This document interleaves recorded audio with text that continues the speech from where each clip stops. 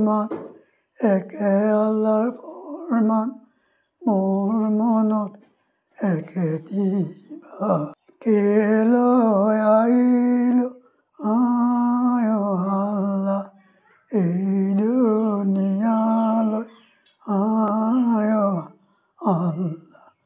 মোৰ পৰিচয়টো মোৰ নাম বদৰুদ্দিন আহমেদ।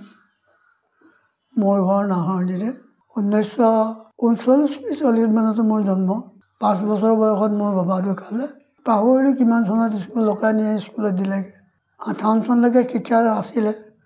58 চনত কুৰালগুৰি হাইস্কুলত তেতিয়া পঢ়িছিলোঁ এবছৰ। তাত ফেইল কৰিলোঁ। ফেইল কৰাৰ পিছত আৰু মোৰ স্কুল যোৱা নহ'ল। ঘৰতো নচলে।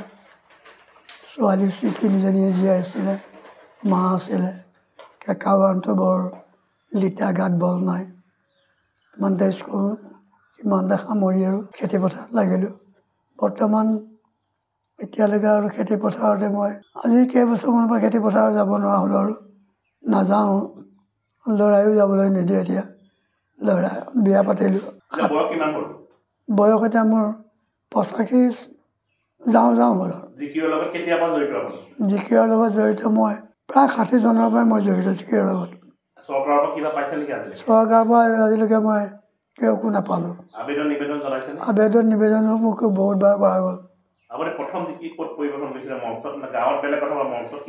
মঞ্চত 1964 চন অসম সাহিত্য সভা ডিগবৈ। তাৰপৰা চৰকাৰৰ ফালৰ পৰা একো পোৱা নাই।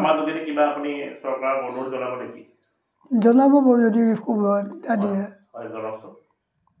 আপোনালোকে জনাব কিবা এটা মোক চৰকাৰী ভাবৰ বাবে কিবা এটা যদি দিয়ে। অসুখটো এতিয়া মোৰ এজমেটিকটো হ'ল। মই ৰাতি 3-4টা বজাত ঘৰ সোমাওঁহি। মোৰ ভয় নালাগে। দিনত মোৰ এটা এক্সিডেণ্ট হৈ গ'ল। পাছফালৰ পৰা বাইক এখন মাৰি দিলে। পৰিলোঁ। সেই পৰাৰ লগে লগে পিঠিফালে এটা অসুখ আহিল। তাৰ লগে লগে এজমেটিকটো আহিল।